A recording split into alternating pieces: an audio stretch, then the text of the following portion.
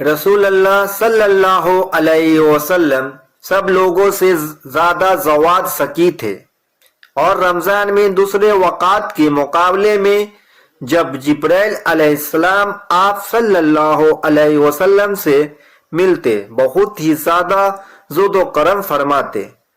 جبرائیل علیہ السلام رمضان کی ہر رات میں آپ صلی اللہ علیہ وسلم سے ملاقات کرتے اور آپ کے ساتھ قرآن کا دورہ کرتے۔ غرض حضرت صلی اللہ علیہ وسلم لوگوں کو بھلائی پہنچانے میں بارش لانے والی ہوا سے بھی زیادہ زود و کرم فرمایا کرتے تھے۔ صحیح بخاری حدیث نمبر 6۔